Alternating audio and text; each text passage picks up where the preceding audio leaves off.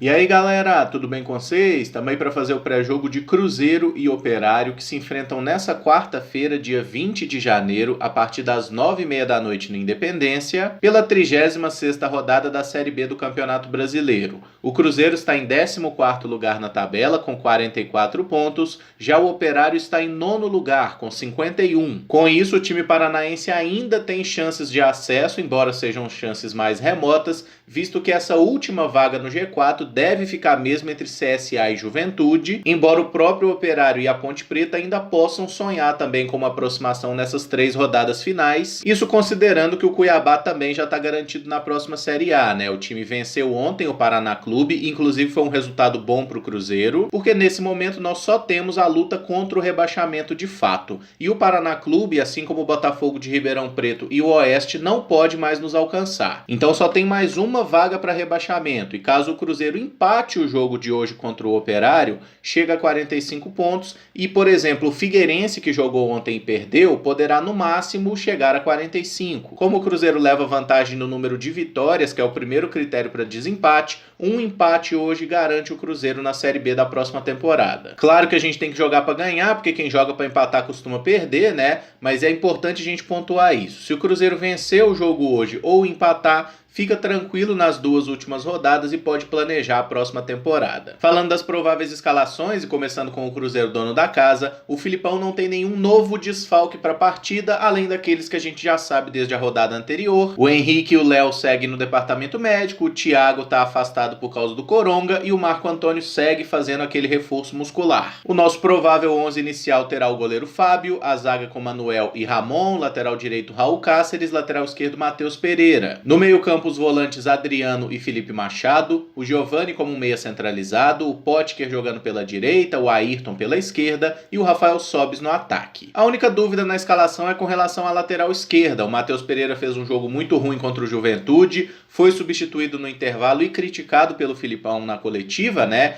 E o Rafael Luiz, que entrou na vaga dele, é lateral direito de ofício, mas pode jogar na esquerda e está cotado para começar o jogo, tá? Para o Matheus Pereira ficar no banco e o Rafael ser o titular na lateral esquerda. É uma dúvida que só deve ser sanada 1 hora antes da partida mesmo, quando o Filipão divulga a escalação. De resto, não devemos ter muitas novidades, né? Porque quando a gente analisa o último jogo, o Cruzeiro teve até algum volume ofensivo, criou algumas oportunidades, não sofreu tanto assim na defesa, mas acabou dando um vacilo, perdendo o jogo e não tendo capacidade mesmo, competência para fazer gol. Esperamos que hoje isso seja diferente e a nossa bola volte a entrar. Com relação a esse rapaz aqui, o Zé Eduardo, um atacante que não está sendo aproveitado pelo Cruzeiro, é importante noticiar que ele ontem entrou com um pedido na Justiça do Trabalho para rescisão de contrato por não estar recebendo salário, assim como todos os atletas. O valor da ação supera R$2 milhões, né, porque considera todo o valor salarial que o jogador tem a receber desde os atrasados até o fim do contrato, no início de 2024. E entre todos os casos de jogadores que botaram o Cruzeiro na Justiça, esse eu acho que é o mais compreensível, porque o Cruzeiro tirou o jogador de um lugar onde ele estava jogando, que foi o América de Natal, trouxe ele para cá com a expectativa de que ia jogar, trocou de treinador, não deu oportunidade para ele, botou o cara para treinar separado, teve outras propostas de empréstimo de América de Natal, Brusque e ABC, recusou essas propostas, continuou deixando o cara afastado do elenco e ainda não paga o salário dele. Torço para que a diretoria consiga minimizar o prejuízo de alguma forma, fazer um acordo com o atleta, tentar uma negociação dele,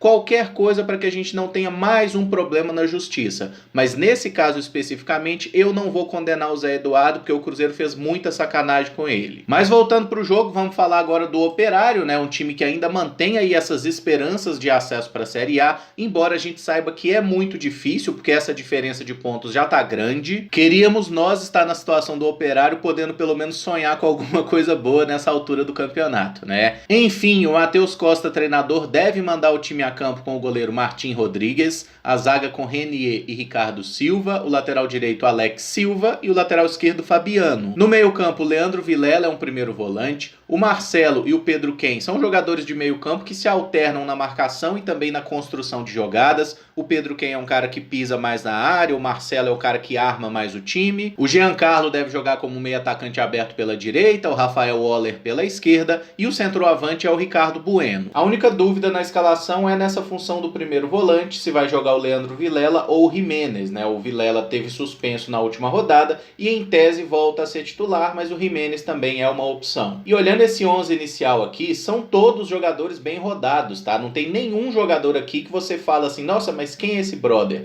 São caras bem experientes aí no futebol brasileiro. Na zaga tem o Renier, que rodou bastante, muitas vezes por clubes um pouco menores. Mas tem o Ricardo Silva, que já jogou no Atlético Paranaense, que em 2019 estava no América. O lateral direito, o Alex Silva, é aquele que foi formado na base do Atlético, rodou bastante no futebol brasileiro também. Subiu de divisão em 2018 com o Goiás. O Pedro Ken, acho que a maioria deve se lembrar, ele teve uma passagem pelo Cruzeiro que não foi das melhores, digamos assim. Ele foi contratado pelo Cruzeiro em 2010 e até 2015 ele ainda era do Cruzeiro, embora sua última partida pelo clube tenha sido em 2011, tá? Ele ficou sendo emprestado para vários clubes diferentes. Jogou no Vasco, no Curitiba, no Vitória, teve no Ceará, teve no exterior. Começou essa temporada no Juventude e se transferiu depois para o Operário. O Marcelo é um bom jogador, eu lembro dele enfrentando o Cruzeiro em 2017 pelo Volta Redonda na Copa do Brasil. É o cara que veste a 10 do time, que cobra as faltas, bate muito bem na bola inclusive. O Rafael Oller é um cara que tem aparecido com destaque nessa Série B por causa dos gols que ele fez. Não que ele tenha feito muitos, mas os gols que ele marcou foram muito bonitos. Foram 3 belíssimos gols até aqui. Teve um que ele driblou a zaga toda do adversário, teve gol de cavadinha. Enfim, é um cara que já jogou no América, jogou na URT, tá com seus 25 anos hoje. É um jogador bem habilidoso, bem técnico, que passou inclusive pela base do Santos. E o comandante de ataque é o Ricardo Bueno. Quem tem a memória melhor deve se lembrar dele jogando pelo Atlético Mineiro. Isso tem aí uns 10 anos, né? Mas foi quando ele se destacou muito no futebol paulista, acho que no Oeste. Veio jogar no Atlético, não deu tão certo assim, depois teve passagem pelo Palmeiras, teve bons momentos na carreira também por Figueirense, por Ceará. É um centroavante que está em ótima fase, nos últimos 5 jogos marcou 4 gols inclusive, costuma ser um cara muito bom na bola aérea e não custa nada ter cuidado, porque é esse tipo de jogador que adora fazer gol no Cruzeiro. E para fechar eu vou deixar o meu palpite para o jogo, que vai ser Cruzeiro 2, Operário 1. O Cruzeiro marcará os seus gols com Rafael Sobis e Manuel, e o gol do Operário vai ser marcado pelo Pedro Ken. Bom galera, se gostou do vídeo eu peço que deixe o like, se inscreva no canal caso ainda não seja inscrito e use os comentários para dizer o que você espera do jogo, qual seria o seu palpite de placar. Lembrando que a bola rola a partir das 9h30 da noite e esse jogo vai ter transmissão da Globo Minas, exceto para regiões de Juiz de Fora, Uberlândia, Uberaba e Ituiutaba, e tem também transmissão do Premier FC para qualquer lugar do Brasil. Assim que terminar o jogo, ali por volta das 11h30 da noite, a gente está ao vivo aqui no canal para fazer aquela tradicional live, conversando sobre a partida, dando nota para os atletas e trocando uma ideia. Mais tarde a gente conversa então. Muito obrigado por acompanhar, um abraço e até o próximo vídeo. Valeu!